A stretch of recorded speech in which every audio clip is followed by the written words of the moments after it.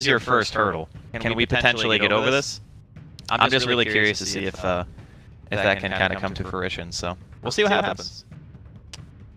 Faces Void, first pick. We're going to follow up with a Night Stalker. We were just having a conversation about the Night Stalker, right? As a forward position, he just seems so strong and is able to bully out pretty much any heroes. He has a really high starting armor, is able to sit in the mid lane, for example, just zone out plenty of opposing mid cores and just give his own mid laner a lot of time for free farm. It's going to be comboed up with Eventual Spirit, immediately countered with the Kunkka, a forward position you were actually praising quite a bit. He's kind of a frustrating hero to play against. Oh, I think frustrating is an understatement.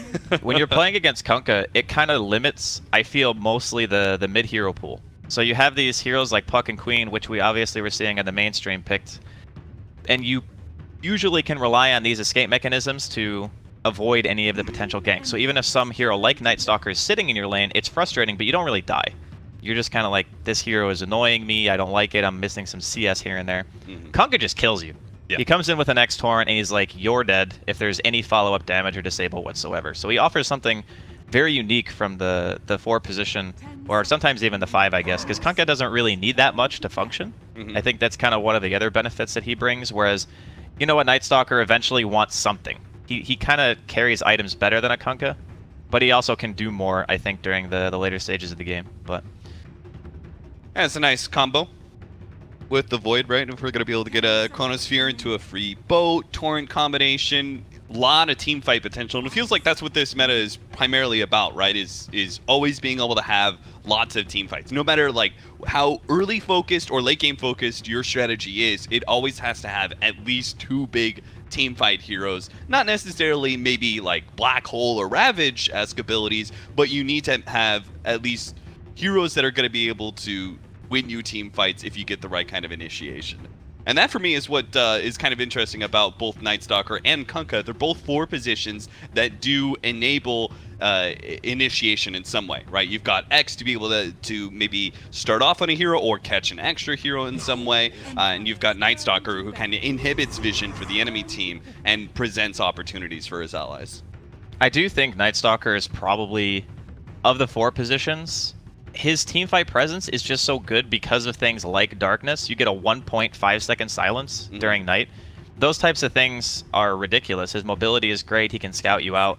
He kind of brings everything to the table. And I think that's kind of, unless you're picking these very push-heavy like off-laners like Darkseer, for example, and things that can spam out the wave in the mid lane, which you see pretty commonly, you kind of need that too in conjunction with some heroes, because if you don't create lane pressure, it's really hard for a lot of the older 4 position heroes that we used to see actually do something. But with Kunkka and Night Stalker, they just run at you. Yeah. They just don't care. It's like, okay, wave's not pushed, whatever. It might be a little bit obvious, but they just have, like, Night Stalker's got the mobility, but Kunkka's got just pure catch. So between the 2 of them, the functionality is similar during like the early mid game. But I'm curious to see kind of how Empire is going to follow this up, because Team Secret traditionally, Puppey being their captain, he's always been the guy who looks at your comp and he goes, I just want to counter your heroes. You know, I'm just like, you pick Void, I'm picking Venge, or I'm going to pick Pudge or whatever, any hero that can save in the Chrono. But I think having the 1-2 combo of having a Faceless Void and a Kunkka together, you can't really save everyone, right? Yep. Like, someone's going to die. You can only sacrifice for 1 hero. It's interesting. Team Secret picking up the Necrophos, I would say very strong counter to the Faceless Void, whether he is going to be safe lane or off lane. I think we're seeing more off lane right now, but if it is off lane, right, Necrophos in a 1v1 does very well versus Faceless Void. He also serves as that perfect combination of hard lockdown and damage with Reaper Scythe that Faceless Void just won't be able to undo. And, you know, you just throw down the Reaper Scythe, your team follows up real quickly with a little bit of burst damage, and boom, he's down low enough that Reaper Scythe is just able to finish him off. So it's going to be a tough game for the Void, at least the way I'm looking at it. But with the Necrophos picked up, immediately a counter pick from Team Empire. They get the Shadow Demon, a saving hero of some sorts against that Reaper side. So with the Shadow Demon pick, my brain kind of leads more towards it obviously being off-lane Void, because it doesn't... I don't think that you want a safe lane hero with that little wave clear when you're already seeing like Necrophos now Tidehunter coming out as well. The Shadow Demon Kunkka don't push waves. No. So now you have this issue of, okay, what cores can we solidify in our roster to make sure that we have that balance? Because a lot of the time you get caught in this one idea of saying, sure, the Shadow Demon, fantastic for saving, like you mentioned already against Reaper. You can make someone not have to exit the game, which is great. You got the boat buff for team fights. But two things, they're lacking damage, and they are severely lacking the ability to kill creeps. Right.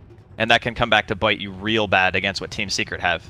Yeah, you just kind of get closed up inside your own areas. You end up getting kind of split pushed a little bit too much. You can't defend somebody, especially if you're looking at a lineup that is going to be pretty team fight focused, kind of stays a little bit of 5-man. I also see the combination here for Team Secret. They have a lot of pick-off potential, right? Yeah. So if you combine a lot of wave clear with a lot of pick-off potential, and, well, there's the answer.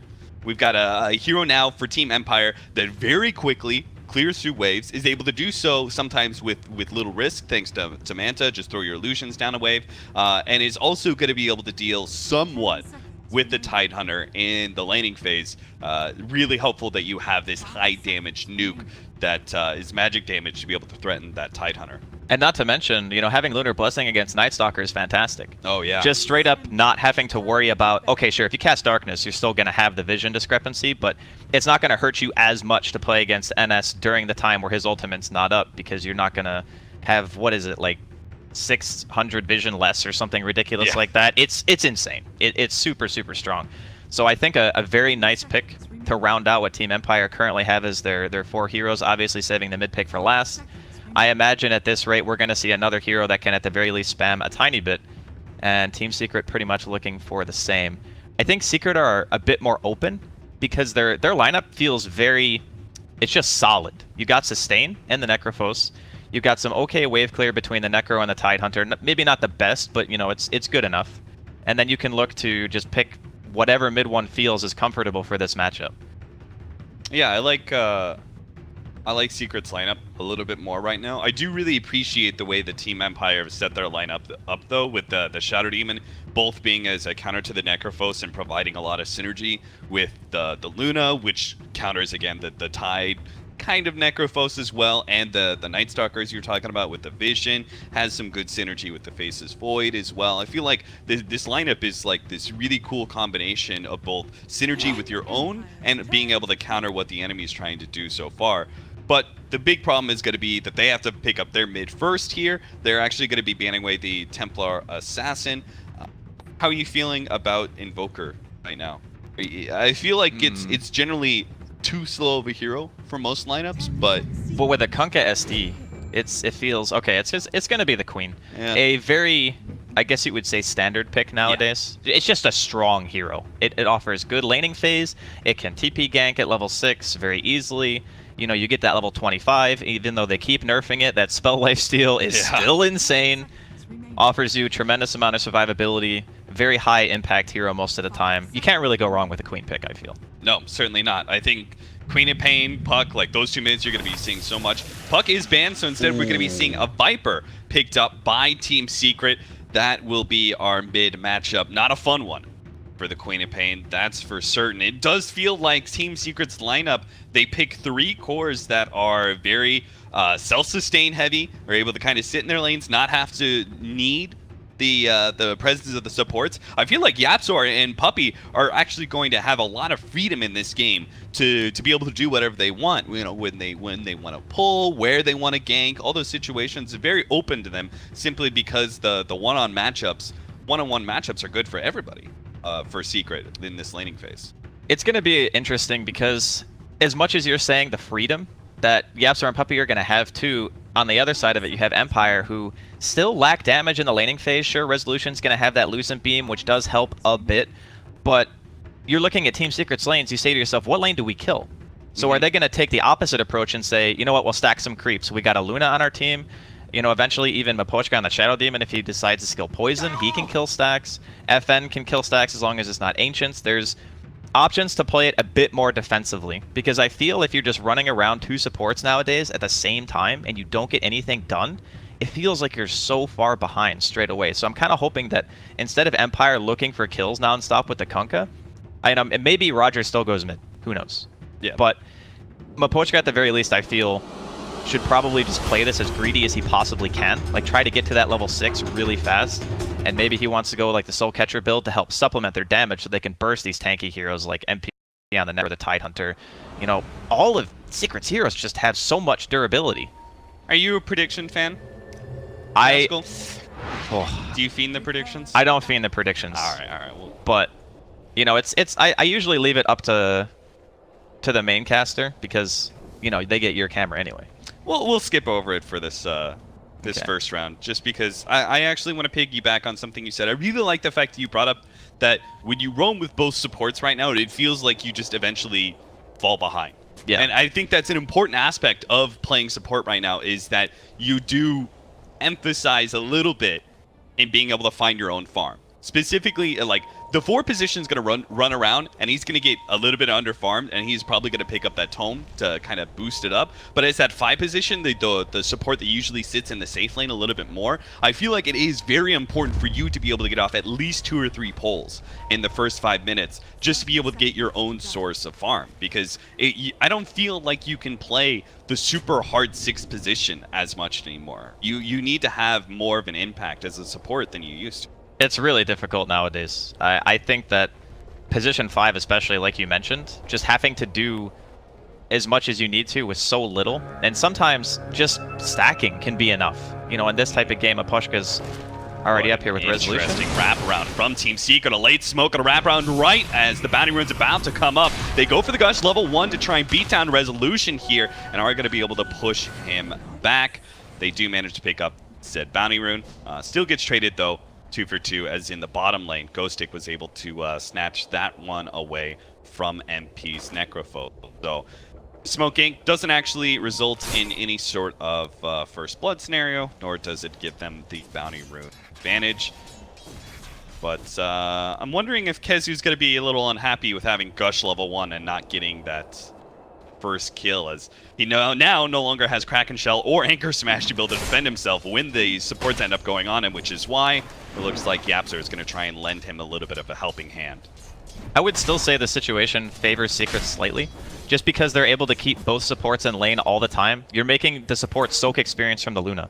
We talked about the lack of damage that Empire kind of has until FN gets his ultimate, until Resolution gets his ultimate as well. So we're talking about Sonic Wave and Eclipse. Those things are pretty much mandatory to be able to get kills, I feel. And when you're looking at a Tidehunter and a Night Stalker in your lane, the Shadow Demon at level 1 can realistically only disrupt. Yeah. And then you hit a Torrent and you get like maybe a level 1 Lucent Beam, or perhaps he ended up skilling the Lunar Blessing. So that you get some damage from that, but is it enough to realistically kill unless Kezu or YapzOr are very far out of position? Well, thank goodness for that pause. I got to look over at mid, and all of a sudden FN was sitting at 90 HP. I'm not exactly sure how Puppey managed to make that happen, but FN's going to have to back out of the laning phase entirely here, pick up his healing cell. He hasn't gotten a creep. Yeah. He actually has no CS. He is so sad, because he's already facing a Viper. Now he's facing a Viper when he's only half a level in, and Viper is 2.5, almost 3. So this is already not a good matchup for the Queen of Pain, and he's going into this game with a terrible start. It is a little bit problematic. The cool thing about Queen is even if you're behind, you can always piggyback off of the idea of TPing and just counter-ganking someone. Like that can be enough to bring your game back.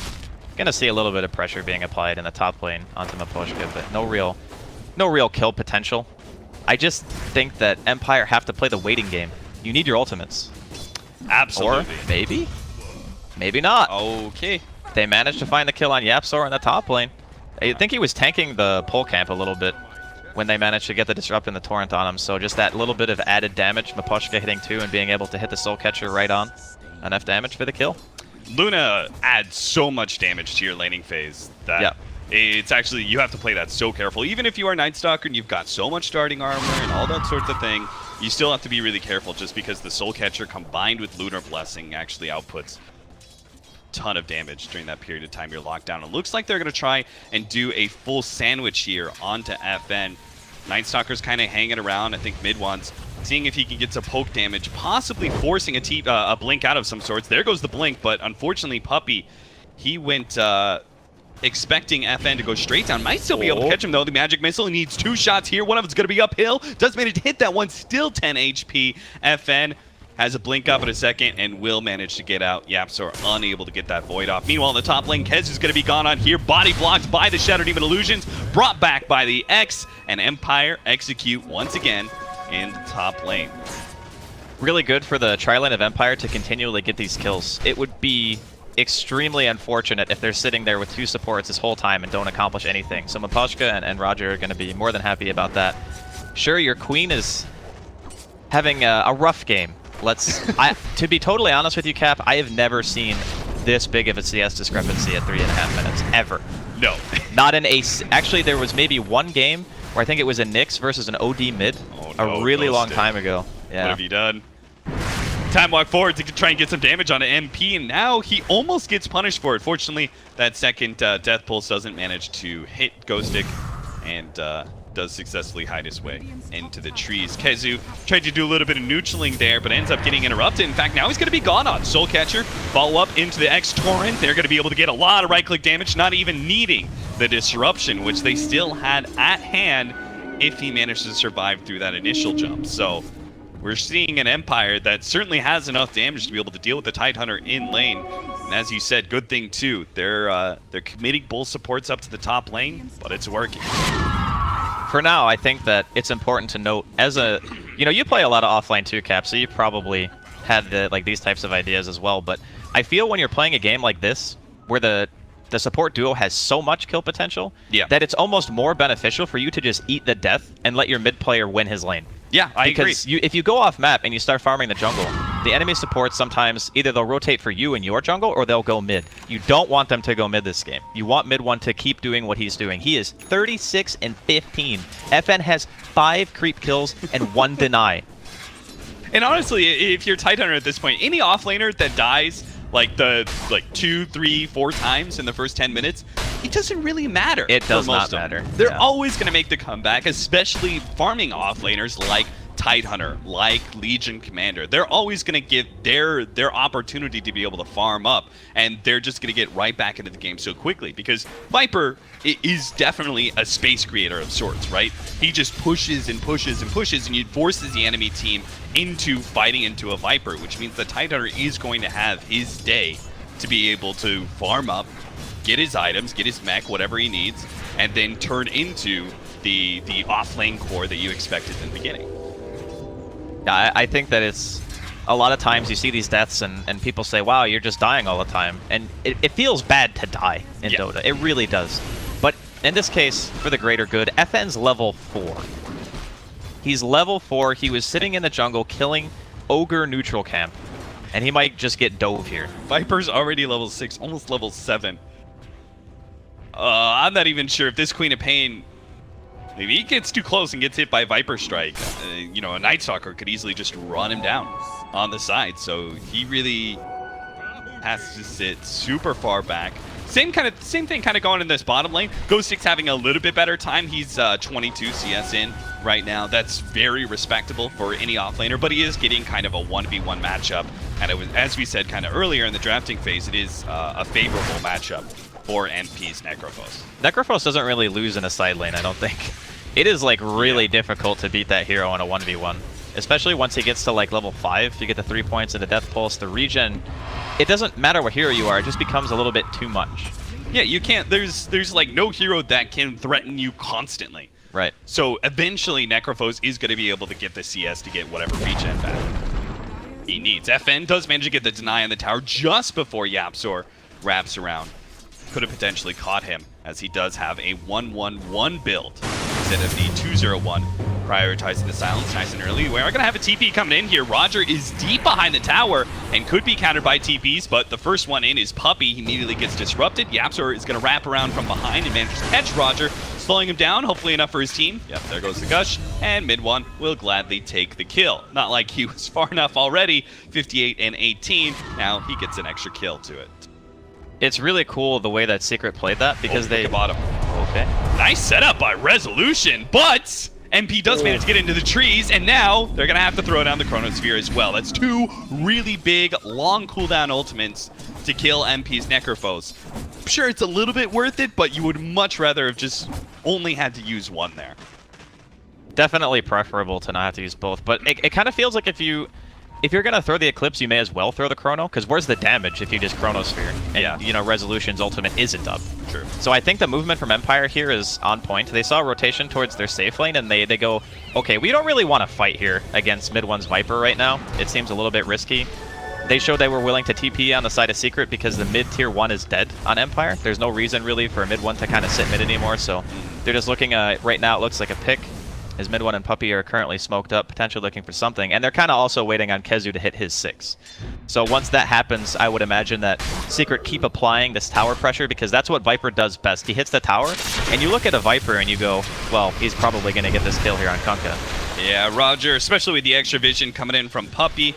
They just need one more shot, and they get it. So that may have signaled that they do actually have that aggressive mid board. Meanwhile, top lane, Kezu being chased down. Resolution does have the beam coming up. They managed to get vision for a second. Kezu diving into the trees, but is now in open field. Will be caught.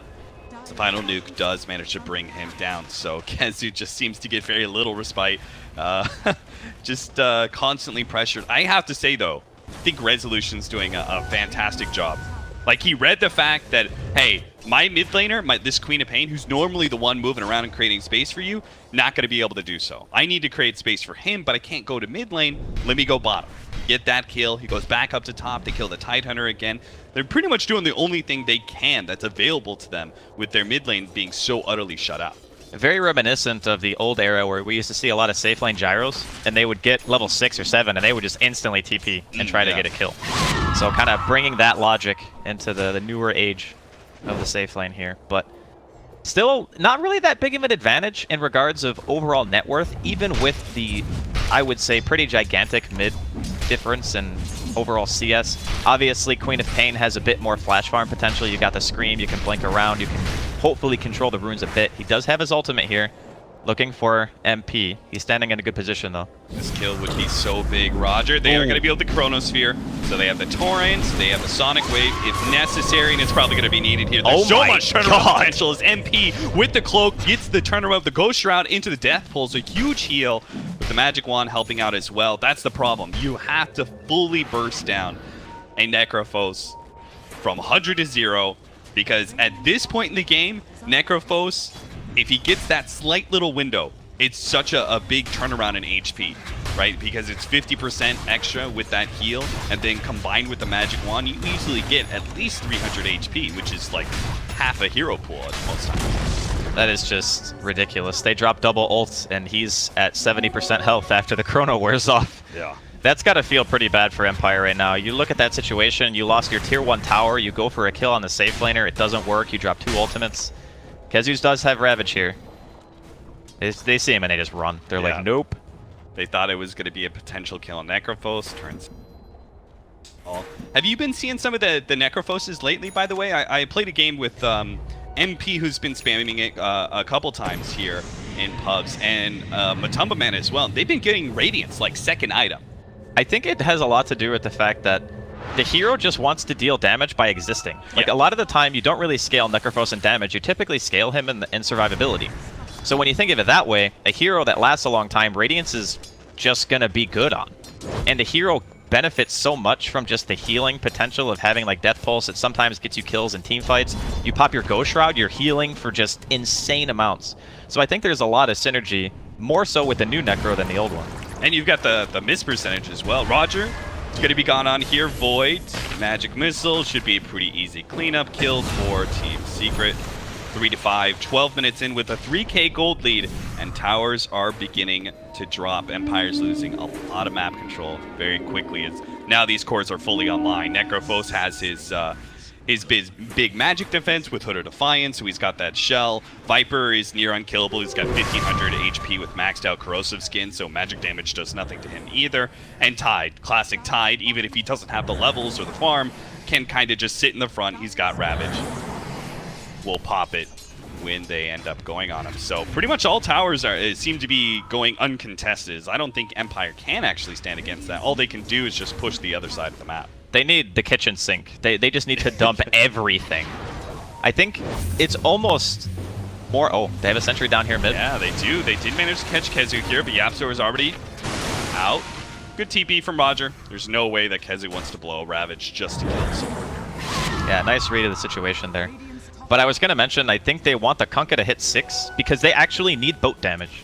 They need damage so badly that their support Kunkka needs to hit 6 before they take a team fight. Like, that is a rough situation. We're going to be seeing Pipe most likely finished on the Necro at some point. Looks like he's going back right now for just the Rod of Atos. But oh, I love that item.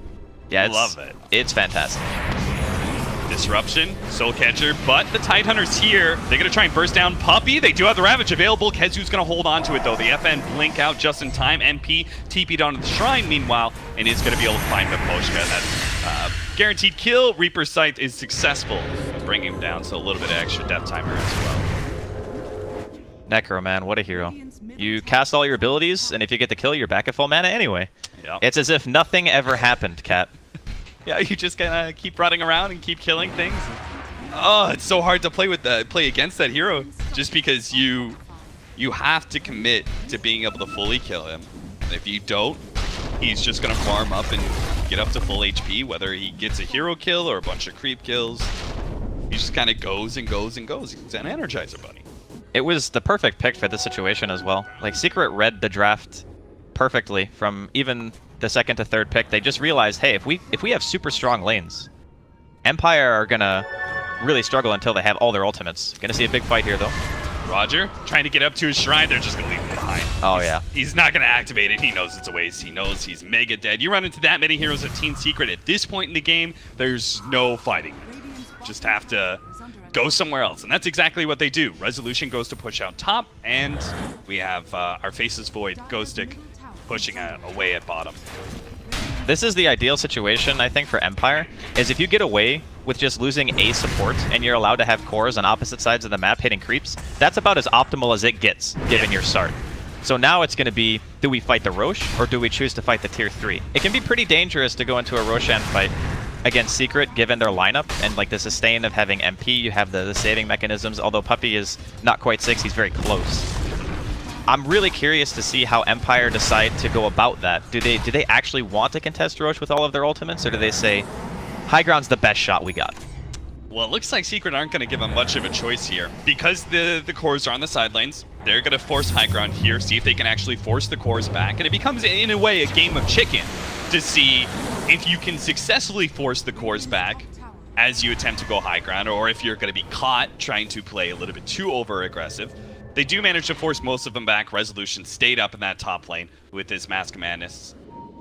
Gonna hide in the trees and wait for another opportunity to push out top. Meanwhile, Empire are looking for a chance at a pick off. Unfortunately, this Torrent isn't gonna land on Puppey, and Secret do protect themselves enough not to bleed any hero. They really gotta make sure of that. Well, I guess it wouldn't be that big of a deal if they lost the support. I was gonna say because they're like 5-7k up, but they're actually only probably 2k. How are they doing this, Draskell? Okay, so the biggest thing about Viper, and this happens a lot, and he has one of the biggest stigmas of win the lane, lose the game. You know, that used to be the saying, right, for Viper, because what he does is he sits in the lane, he's very hard to deal with in the first maybe 10 to 15 minutes, but what happens nowadays is that you start transitioning out of sitting there and just being this unkillable flying snake into killing towers. And when you're running around the map with your team, you're not hitting creeps. They're going to drop a chrono on mid. They're going to get this kill on Kezu as well, so that means no Ravage. He's up in about 30 seconds. Not sure if Empire are going to pursue this, but this happens a lot to heroes that dominate the lane that don't have flash farming capabilities. So like Razor and Viper and these other heroes. The enemy mid has wave clear, and you don't. So eventually they just get creeps. You're running around the map with your team hitting buildings. And this is why like the Ludo is such a great pickup, right? Because it does clear through waves so efficiently as a carry. Our Queen of Pain is beginning to pick things back up. He's sitting at 5,800 right next to MP at 6k. Like, things are beginning to look okay for Empire. They are going to have this awkward timing, though. They just blew Chronosphere, and, well, I guess that's the only long cooldown ultimate. It's just Chronosphere. Tidehunter is back up, so we'll see if Secret want to force a fight somewhere. I'd say that's probably the optimal Chrono. If you can get Kezu and prevent a swap, that's the best initiation I think you're ever going to get. They're just going to go again. Apparently Kezu's just not going to be able to get his Blink Dagger that he's so close to. I kind of want him to just go back to the Creep Wave and see if he can get it, but it's not going to happen. Soul Catcher and gets brought down. Did you mean mech, by the way, when you said Blink? I did. I was going to say, I was like, I didn't know if I was looking at the wrong hero or what. I was like, wait a minute. I was literally still looking at him for like the last 30 seconds leading up to that gank, and I was like, all right, let's talk about Beck and how that's going to add so much. Blink just came right out of my mouth. The synergy is insane with their lineup. Like, you can tell what their game plan is. They just want to try to be able to 5-man. But Empire, slowly but surely, they're pulling it back. They're splitting up the map. They're making sure that Resolution has all the space in the world. If he wants to come to a team fight when they have Chrono up, I think that's probably their best odds. And just making sure you have the lockdown. The damage is up now. They have everything at their disposal. They have the Sonic Wave. They have the Eclipse, the boats there. I think the next big hurdle for Secret is just getting the waves out enough and feeling comfortable to really pressure the next objective, because they still got tier 2 in the safe lane. They got tier 2 in the bottom lane as well on the side of Empire, so they haven't really lost all sense of map control. If they're able to be out and about, they're still in it. And these, I want to talk about these Mask of Madnesses, both for the Luna and the Faceless Void. I feel like it's such a perfect item, not just for these heroes, but also for the situation they were in, where they were down by so much and they needed to just be able to split push and kind of farm away. It's such an efficient farming item for its cost, the damage and the way you're able to just clear through creeps very quickly, especially for Luna, but Faceless Void as well. I say Ghostic has kept up his farm pretty admirably, despite the fact that he's been running around looking for kills and hasn't succeeded most of the time. I completely agree. I think the Mask of Madness choice is pretty optimal. On Luna, you see it a lot more, I think, than on the Void. But you can just think of it as, it's kind of like a mini Midas. Yeah. You know, you're just getting so much value out of the item as time goes on. You're able to stay at a high amount of health. You don't have to show in the lane all the time, allows you to neutral. The item is kind of at that stage where we're almost 6.83 again, where you just want to buy it because it's so freaking good.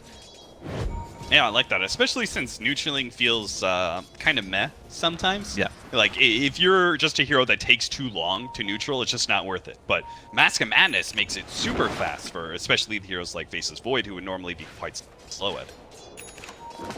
Kind of setting up here in the bottom lane. They're all sitting behind, or most of them are sitting behind FN. Queen of Pain, as he pushes out bottom lane. Secret are not going to be taking the bait here. They're actually going to move out to the top lane, go straight towards the Roshan pit. They have successfully read Empire's movement. That is a Deso Viper. Yeah, that's You do not see that very often. That's one way to push high ground. I mean, it's also a nice way to be able to kill Roche a little bit faster, because they don't have a medallion, I don't believe. Yeah, because Yepsor went for the Force Staff. He went for an item that's going to allow, you know, maybe you force out of a Torrent Boat combination to save somebody. Right. And the pipe is finished now on MP, so this feels to me like Secret want to go now, or you know, maybe they TP back to defend first, and then they try to go for an objective after the fact. But this is, you know, Empire are definitely applying the pressure even still. I don't know if the Aegis is going to be enough. Secret apparently are not going to want to give up this tier 2 tower. I thought they might just go down mid and give up the tier 2, but instead they're going to fight, and maybe Empire might not expect that. Miposhka is going to be set up here for the potential disruption, but they leave it. Yule Scepter is going to be able to save him. Ravage goes off the side, going to be able to cut down 2. Reaper's Scythe managed to catch the Queen of Pain before she managed to get out. They do manage to get the Shadow Demon, the Queen of Pain at the end. 60 seconds on the clock for that Queen of Pain. So Secret do have an opportunity to maybe abuse that timing for an objective, but they also have to deal with Resolution, who's very rapidly turning into a farm machine. He's pushing out all the waves. He now has both the Mask of Madness and the Manta, and it just managed to take the mid tower, even if it was a deny from Kezu. That little movement from Resolution finally took an objective for Team Empire, an important one at that. He's been very good at reading the map this game. He's pretty much always been in the right spot at the right time, hasn't died at all. I mean, sure, his lane, you could say, was pretty easy. He had a tri-lane versus essentially a solo Tide, but just his movement, keeping the lane pressure up. As a core player, especially a Luna in this game, it's a necessity. Like, you need to pressure the lanes. If you don't, and Secret are able to walk to your tier 3 with 2 out of 3 lanes pushed out in their favor, that's bad news. Yeah, and you can see Resolution. He knows they can't quite defend yet, so he's going to try and take the tier 2 in exchange for all the damage that's happening on the tier 3. Now, he's going to be able to take that objective a whole lot faster than Secret's currently doing. But the reward, if Secret can actually finish up this tier 3, is so much greater. But Resolution's just going to keep on pushing. They're going to see if they can hold without Resolution here, and it looks like the Disruption definitely going to do a lot of work in being able to protect that. Ghostic out with the Shadow Blade, was in a position to throw it out a Chronosphere. They're right next to the Shrine too, which would make an easy TP for the Luna. They're going to wait for heroes to try and leave and maybe catch something, or not. TP out. Ghostic doesn't choose to take that opportunity to go for a Chronosphere on anybody.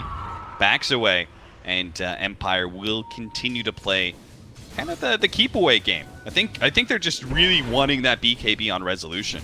I think it's a huge game-changing item, and I also think the reason that Ghostic didn't chrono there is because he was sitting behind where the shrine is near the ramp, and YapzOr popped darkness. So I don't think he actually had vision of Kezu's TP. I think it was barely couldn't see him. Because otherwise, you definitely chrono that. Because it stops the Tide TP. He was the first one to TP in, which means Resolution could have potentially gotten the tier 3.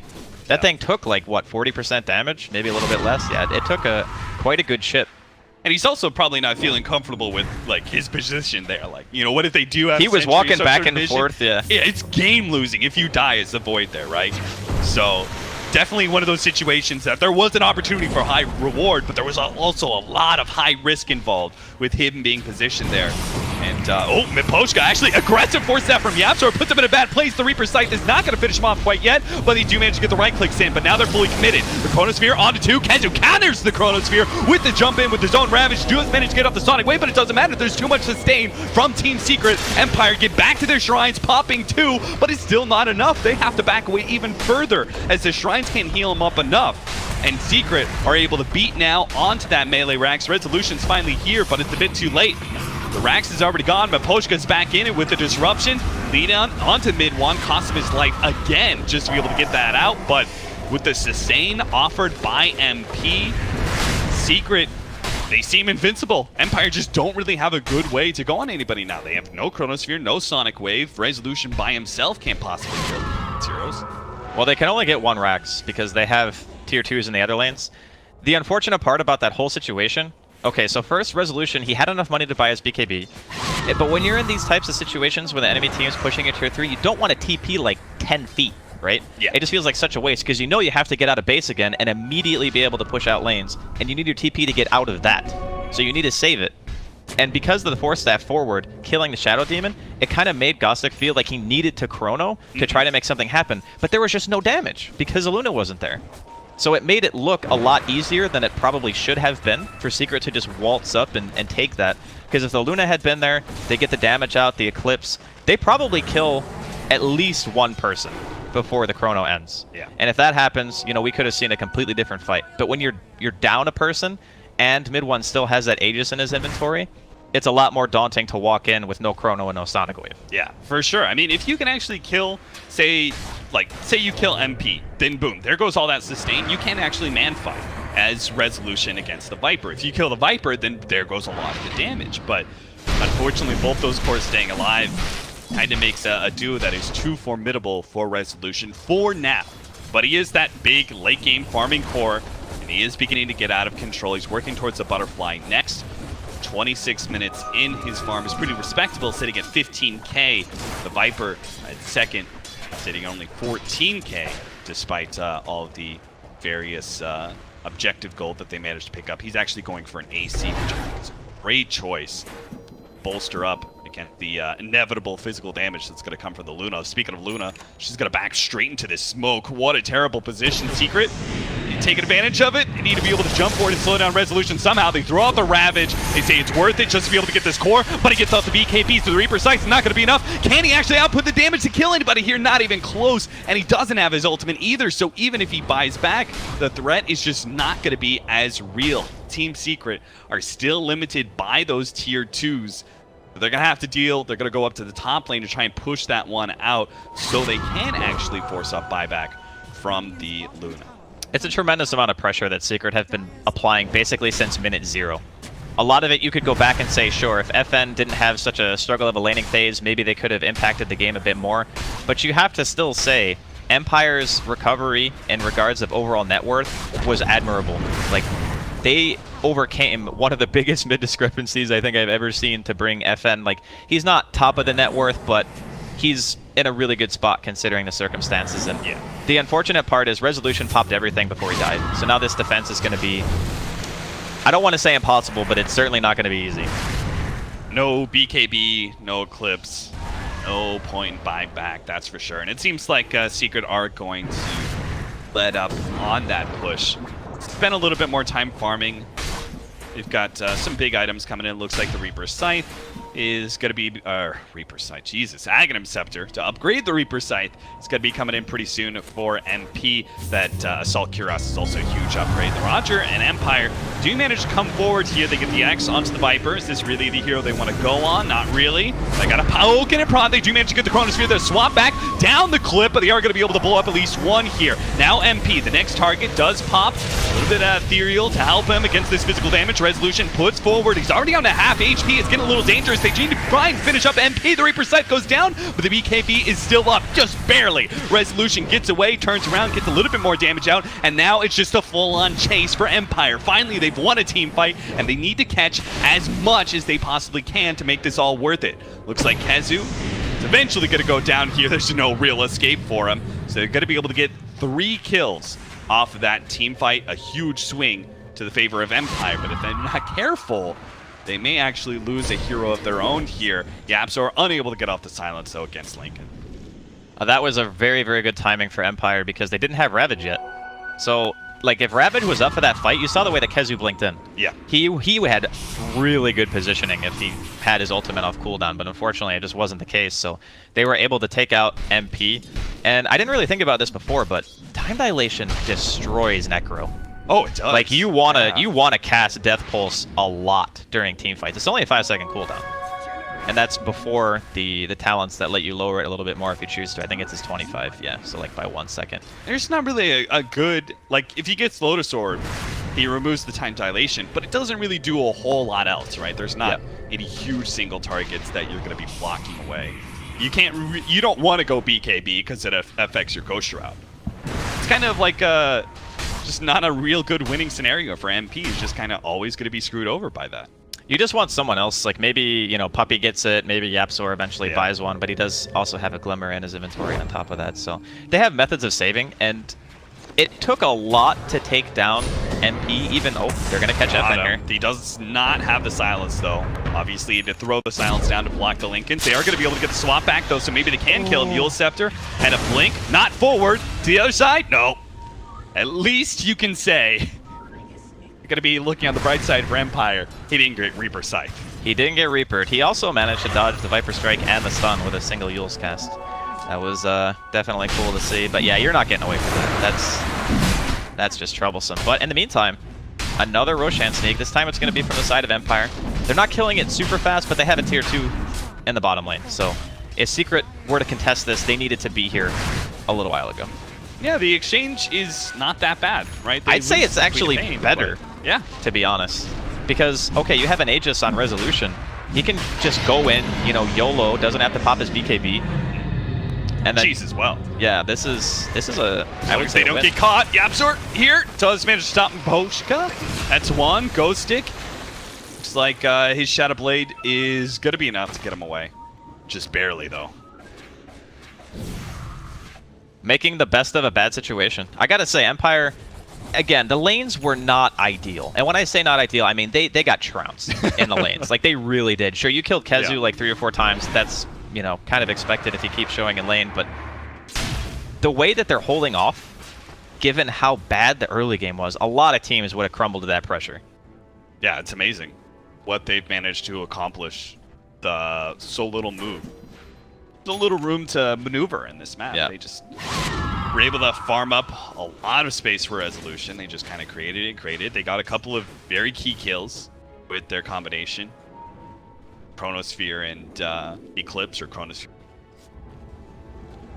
Secret are beginning to stall out a little bit. They still have, I think, all the mechanisms. Oh, he actually changed it up. No Aghanim Scepter for MP, actually goes for the Force Staff instead. And just has a value point booster for now. It's a solid choice. If you looked at the way the last fight went, when he got chronoed, he still died, like, but well after the chrono dissipated. So giving himself an additional save and not having to be completely reliant on getting swapped out, I would say is still a pretty big deal. Supporting cast have Puppy hasn't actually upgraded into Solar Crest, picked up drums, and is now looking at a Ghost Scepter. Our Night Stalker has that Glimmer Cape Force Staff that we saw earlier, and is going for the Halberd up next. See if he can stop the Luna. I really like the new change of the halberd and being able to disarm before BKB, especially since you know with a hero like Night Stalker, you can actually move pretty far forward and get that halberd off. Right. It also helps remove Linken's, which means he can get a silence onto the Queen of Pain easier.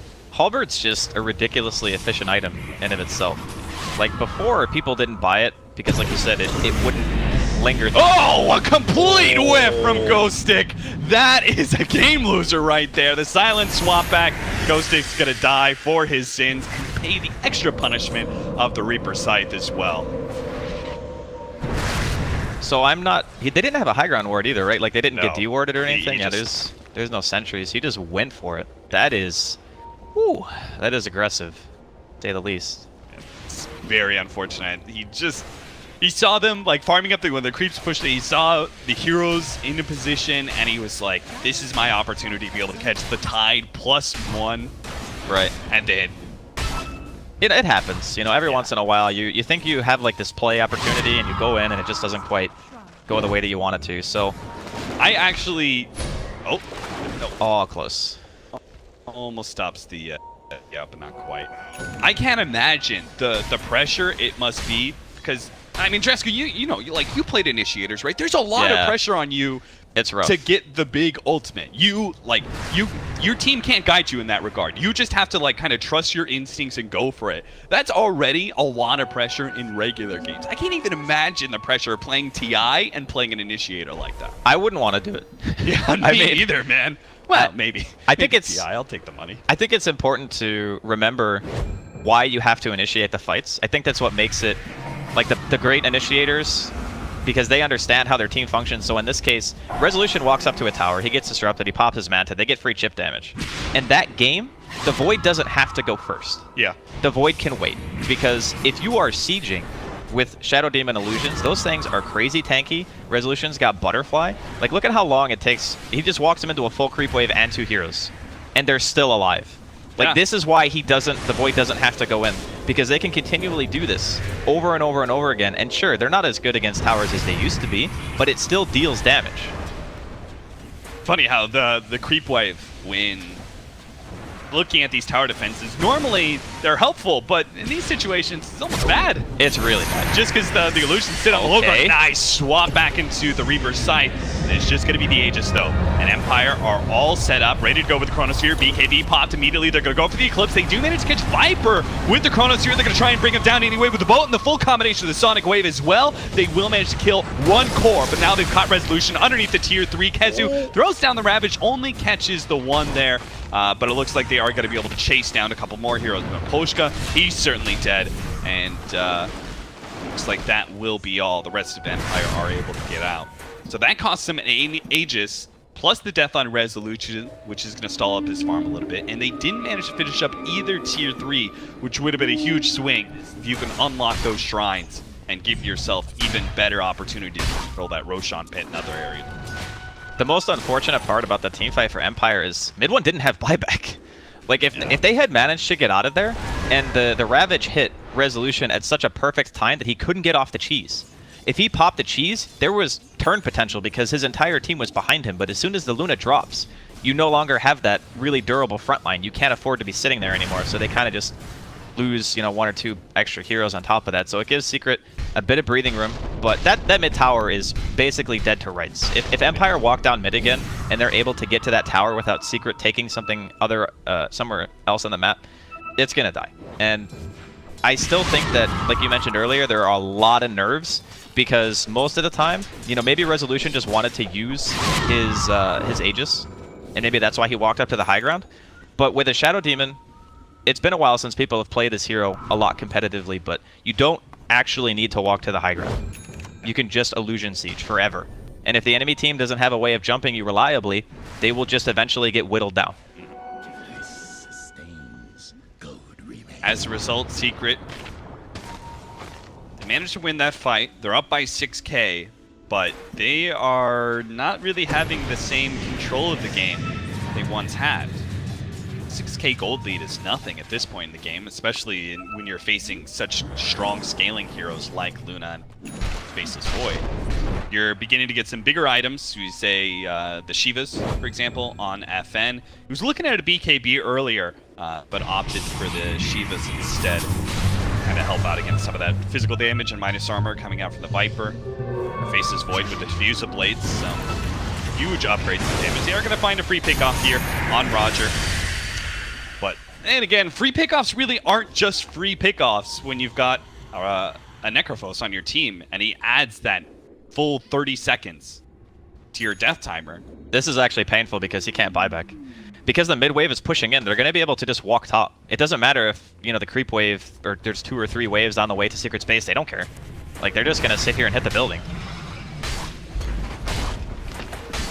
They are going to keep going on Resolution, see if he can maybe trade, as he's going to run his illusions to the tier 3 at mid lane. Once he opens up that tier 3, it's really easy to cut down those barracks, so they can actually just trade. I think they could even go like 1 for 2 if a Secret don't actually back up the TP here. got canceled. TP got canceled. Viper ends up getting caught in the Chronosphere. Ghosting is going to back out. They don't get a kill out of that one, but they do stop the TPs, and that means MP is completely undefended. Resolution just brought him down. It's actually going to be able to take a full lane of Rax here. The TPs are slow to come through, and Resolution will take those 2 down. He's going to make it out. BKB TP out, and he's away. Just like that, MP bought back and everything, but he didn't even have the Reaper sight up, even if he was there to stop that TP. What a huge play. They lost a tier 3, but they killed 2 tier 3s and took a full lane of Rax for Empire. And forced a buyback. Yeah, they forced a buyback out of MP. He TP'd in the front. He got Soul Catcher eclipsed. He just got evaporated. You can't pop Ghost Shroud against that. Like, you just die. That was an insanely good TP cancel. I'd say if that doesn't happen, there's no feasible way that Empire are able to play that the same way. As soon as they saw that TP, they were probably just like screaming, we cancel the TP, just go, just hit the buildings. Force them back. Luna, probably, I would say the fastest base killing hero in the game if you have the tier 3 exposed. Like, Tiny does a ton of damage to one building, but Luna just hits all your buildings at the same time. Yeah, just as soon as the tier 3's gone, all of a sudden it's like something's just unlocked. And then Luna just hits one building and it bounced all these other buildings. And as a result, Resolution. I mean, do you agree with me here, Draskell? Empire's ahead. Empire's winning I the game would now. definitely say they are ahead. They were in such a bad scenario in the first 10 minutes of the game, and they brought it back to their favor, and they're going to get a swap back. Maposhka, he's dead, and he doesn't have buyback. So Empire, once again, lose a support who doesn't have buyback. Fortunately for them, no Roshan is up. Not yet, anyway. Their strongest heroes are still up, and they have buyback on both of them. So Gostic will be able to buy back if he ends up going down, and so will Resolution. 25 seconds on the TP, that's actually still a bit of time for the Luna, but they are going to make their way towards bottom regardless. Mid is also exposed, so we could see a potential base trade, because Empire know that Secret have pretty much all of their ultimates, well, they're going to be up. Necro is like 30 seconds left on Reaper, so if they defend, they're probably going to be fighting into it. I don't know if Secret really want to do this. Yeah, they're TPing back.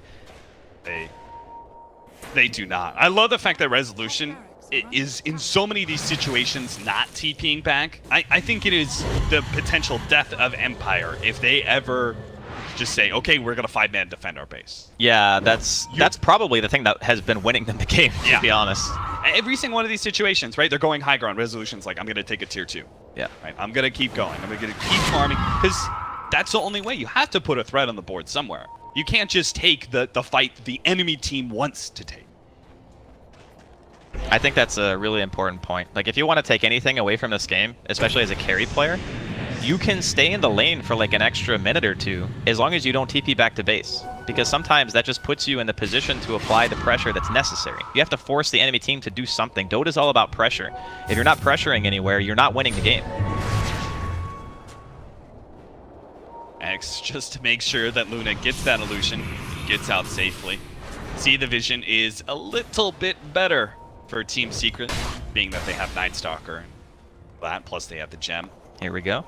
But we are going to have the smoke up wraparound from Empire. Dude, look at those illusion runes just demolishing. Like, they're so good. Like, one Manta Pop and one illusion rune, you have 2 lanes pushing at the same time. Let's see, they did see Viper up there towards the Secret Shop. Are they going to try and cut up there to fight into that area?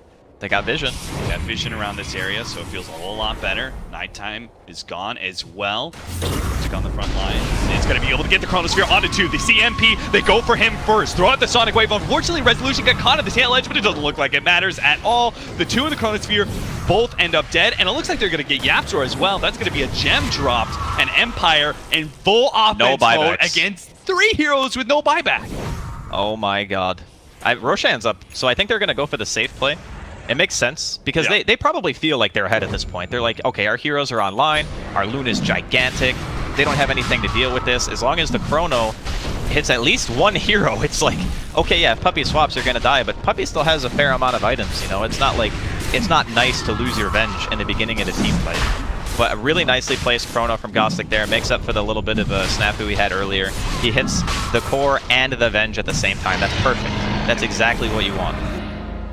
And it's all thanks to that smoke that they had. They pushed through mid, got the vision down.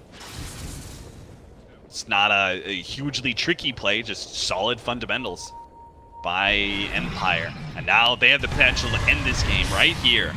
20 seconds still for the Necropho's gone.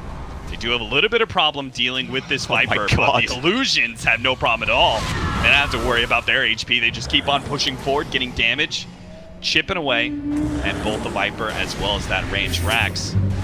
They've got time, plenty of time with this Aegis X and a Torrent, but no Chronosphere to lock down that Tidehunter, and I think that's really where Empire need to bide their time.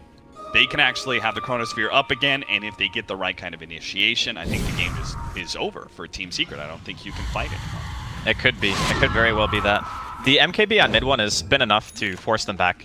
The combination of having the Butterfly and the Illusions on top of that was really annoying because they didn't have any reliable way to bypass the evasion. But now that the Viper has that MKB, and he's got the Hurricane Pike plus the extra 75 attack range, which you don't really see a whole lot, but when you're on the defense, it feels like the better choice, because you can stay, you know, the farther away you can be as Viper, the better, while still hitting somebody. I think he's probably the last bastion that Secret has for this defense, because MP had a fantastic lane, he crushed it, right? But he can only do so much now. If he's chronoed every single team fight, and he's eating like a Soul Catcher and an Eclipse, you can't really do anything about it if you can't buy BKB, right? Yeah. Which we already talked about earlier. You don't typically want to buy BKB on Necro. Yeah, because then you can't actually use Ghost Shrouds, so very awkward. And just look at the lanes. Like top lane, there's just Illusions already. Yeah. Just beating down the creeps. Mid one actually ferried himself out a south just so he didn't have to go all the way back to Fountain because he wanted to push out top lane because he knew that like they're just gonna get hemmed in. Right, so he goes and he's like, every little second counts. I need to push out this top lane. But even that little bit of extra effort by him is immediately just reversed by the fact that Resolution is able to have his Manta Illusion to push out that top lane. Now Secret are actually pushed in on all 3 of their lanes. They've got double Siege Wagon beating on their mid-racks right now while the Illusions push in through bottom. This is the absolute ideal situation for Empire. Got everything going their way. Now can they just close that out? Here comes the BKB Chronosphere. They're going to be able to get the Viper, but there's a little bit of a Ravage there. Does manage to control some heroes, but not the BKB Resolution. That is the big threat. And that's why the Tidehunter almost dies to him, but fortunately Swapback managed to save 1 core, and Tidehunter tanky enough to live through the other one, but the Raxes just cannot be saved. It looks like the Glyph provides a momentary respite, but the Bouncing Glaze are going to rip him to shreds, as well as the heroes in the back lines. MP is still having problems with them, and Resolution goes straight for the throat. He wants to finish up this last mid lane of Rax to get the Megas down. They manage to get Kazu here into the Torrent. Resolution does just a little bit of damage to finish him off. He looks like he'll lose his life finally, but that's just the Aegis. They do manage to bring down the Void. Maybe with a supporting cast, can they bring down Resolution? They just can't quite catching up to him. Mapochka gets caught out. Mid one managed to finish him off, but they really need this Resolution kill so badly. Torrent onto 2. Beautiful play there from the Kunkka that's going to slow down a lot of these heroes, but it's Resolution finally gets cut by the Gush, immediately reverses that slow with a Manta, and they give up on the chase. Yes, Secret held ever so barely with just a range Rax at 400 HP, but they didn't get anything big that changes the nature of the game for them. And even with those 2 heroes dead on the side of Empire, there's no Roshan. And now they got to push the lanes out. That's really the problem. Like, they need to kill creeps. The Luna and the Illusions just pushing side lanes all the time, it's slowly but surely just kind of choking them out of the game. They're not able to find as many opportunities to take fights because they have to worry about, like, mid one bought a Maelstrom. Oh, they need this kill. They need this kill so badly. YapzOr ran into an Invis FN and they got him. So they get a Reaper's Sight. Again, not really that game-changing by itself, but it's a drop in the bucket. It's a start. Thirsty as hell. It is a start, and you need one at this point. You need heroes off the map, especially the heroes that kill the creep waves the fastest. So the Queen of Pain and the Luna are the two best at just shoving out the wave. With those off the map, that is probably the best thing that Secret could hope for. Maybe killing Resolution is going to be a bit more, it'll make you feel a bit better. But, I mean, God, how do you actually kill him? Butterfly, Scotty, BKB, Lincoln's Manta. Yeah, I love his itemization in this game because a lot of the times you wouldn't see so many defensive items on Luna. You'd see at least one damage item, or maybe a lifesteal or something like that. But this game, he understands his role. He's just a siege engine. He's a catapult cat. He just walks around and he just hits buildings. That's what he wants to do at this point. Wasn't there Warcraft 3, the siege engines? Didn't they have that bouncing mechanism, the Night Elves one? The Night Elf one had the glaive, I think, that like pierced through stuff. Oh, like, he would shoot it forward and it would like hit in a line in front of you. But yeah, that's his role, and I still feel like his play in particular, FN has done a great job at recovering as much as he has, but a lot of that was just on the back of Resolution being the one who was applying most of the pressure during the mid game. Yeah. He was the one pushing the waves, you know, he was the one creating all that space and allowing FN to just kind of sit. A lot of the time, he was just farming the jungle. You don't see that very often on a Queen, but his lane was so hard. He's like, I don't want to ever go back mid. He's going to have, like, PTSD, even if they win this game, which... He's probably telling his team, like, someone go mid for me, and then everybody's like, not me. He's like, don't make me go back there, guys. Don't make me go back. It was brutal. But yeah, Empire, just fantastic hold this game. The TP cancels on top lane, allowing them to counteract, just bringing themselves back from the brink of defeat. First game here on the TI stream number 4. Definitely a doozy. So he just picked up the Scotty, right? That was his pickup in like the last 2 minutes. Or yeah, he got it after our most recent fight, and I think he also got level 25. I know I was watching him; he was pretty close to it earlier. So that's plus 40 to all stats that he didn't have before. Those illusions are gonna be. Mid one's the only one who can kill him. Like the Death Pulse doesn't really. It does some damage, but it's not super impressive by any means. And plus, if MP walks forward, he's just going to get chronoed. I mean, that's the really scary part. Mid one is the hero on Secret who has the best chance of walking forward and not just instantly dying. What do you do as Secret here, right? You're always being pushed in with your lanes because you lost so many. You can't really team fight Team Empire here. Your game plan. You're in Puppy's chair right now, Draskell. What do you say to your team? What's our play? Well, you definitely need to be able to smoke. I think mid one has done the right thing by itemizing for the Mjolnir. It's necessary. Like, if you don't have this item on Viper, you just don't kill creeps fast enough. So you need to at least push out one lane, and then you need to try to go for like a YOLO smoke and maybe wrap around on Empire, find the back line first. Try to kill the heroes that do the saving before they can do the saving. I mean, it's obviously easier said than done, but you can see YapzOr is drawing like a little squiggle on the map. He's like, I want to go around. I want to try to find them while they're not in the perfect siege position. Are you willing to use, say, Reaper's Scythe to cut down the Faceless Void?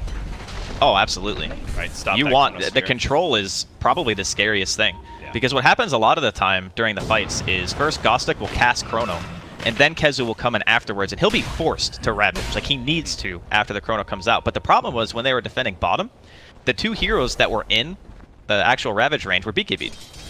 So he Ravaged anyway, because, you know, you want to try to do something, but it just didn't end up being that effective. Right. So if you can get your spells off before BKBs are popped, before Chrono comes out, you absolutely Reaper a core. I think you have to. Secret, somehow, despite always being pushed in, not really having... I mean, at least they still have this Aghanim Scepter gem, so they do have some sort of vision advantage in these fights, but they've got to find a way to be the initiators, right? They've got to be able to get a Ravage off before the BKBs go down. It's so hard, man. The Chronosphere. They do have some vision here. YapzOr spots a couple of heroes here. running forward with his Glimmer Cape. They're going to pop the Ravage here. BKB goes off first, so Kazu is going to be the target of this Eclipse. Meanwhile, the Chronosphere does actually catch a couple of heroes. They manage to cut down the Shadow Demon. That's really worth it for the Chronosphere. He does manage to get off one Ravage, throws down a second one, controlling up Resolution beautifully. Can they bring him down, though? He's at half HP. Pops Manta, rips Kazu with Sundal. It looks like it doesn't even stand a chance. Secret just fall to all this physical damage that Resolution is putting out. He finally gets the kill off the mid one. As the lightning bounces it around, they do manage to kill several of these heroes and maybe even catch FN. They're trying to chase him down now. Gets the Void. Oh no, the linkage, it wasn't up yet, but it looks like he's still managed to get himself away. The base is under siege from all these super creeps. Fortunately, the Ranger Axe is still alive at only 97 HP. So even if Secret do win that fight, I'm not sure if they can force buybacks.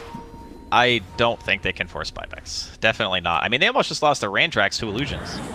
That's not good. That Rex does not regenerate. As our good friend Grant, who did not make it to TI, he would say unhealable damage. Unhealable damage.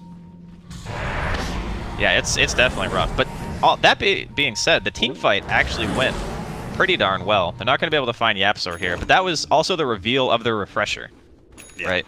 They get the Refresher Ravage 2 times, comes out, they swap mid one into a position where he is just sitting as far away as possible, just blasting people. Like, he is just hitting, and he has a lot of offensive items. Like, almost everything in his inventory helps him deal damage. So in that case, it was like the ideal situation, right? You get your hero on the back line doing all the damage. The people that you want to die first kind of died first, and Kezu got his spells off. So they may not have been able to force buybacks, but they did at least get the Roshan. They're going to get the Aegis for MP. Yapsor got the cheese. Certainly adds a lot. Now you don't have to worry about MP getting bursted down. Oh, look at FN. So, yeah, he's going to go for it. And I don't think they're even going to be able to kill him. Swap back. That's going to help. Oh, doesn't actually blink over the cliff there, so he's going to be stunned up. The Reaper Sight, the tier. Oh. Yeah, they do bring him down 120 seconds, but he has buyback. That is certainly worth it because it's going to force Secret into a push, right? I don't think they can play the late game against Maker. Definitely not. I mean, unless Puppy wants to transition into a core and buy his own Maelstrom. Yeah, he needs a lot of items to get there. There is just so much lane pressure now being pushed the way of Team Secret. They can't... It's really hard to get out on the map being like even a Rax or 2 down against the Luna lineup when they're able to just freely walk around the map. But being Mega'd is just an entirely different beast. Your supports could at least push out waves against super creeps. Right. Now they can't help you at all. Always got to be a core. So Secret about to go for the all-in. They have to force this buyback out of the Queen of Pain and still make a successful team fight out of it. And they're also playing into buybacks. Like, buybacks. The only person on Empire that doesn't have buyback is the Shadow Demon. Everyone else has buyback.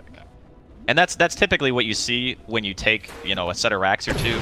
In this case, they've obviously fully raxed. Straight for the tier 4. Jump in. Ravage managed to catch the support as well as Resolution here. Sets up for the second Ravage. Unable to get it off. And his BKB goes down first. And that means with the controlling Chronosphere, they're going to be able to bring down both MP and Mid-1. Mid-1 gets swapped out. More damage onto Ghost. He's surviving for a while, but eventually he does go down. Buyback. And let's see if he can boots a travel in onto Puppy. They kill Puppy. He won't make it in, but they do manage to get it out. Mid-1 fights up. Meanwhile, the Reaper Sight goes down on Resolution, but it's not enough. Mid-1, he needed to help out on that damage, but he's not able to get there in time, so Resolution gets back to the base. Now it's just Mid-1 and his 2 supports pushing into the 3 of Empire, who are able to play it slowly and play with the regen that the Fountain offers. 1 tier 4 is about to drop. FN comes forward, just a little bit of poke here.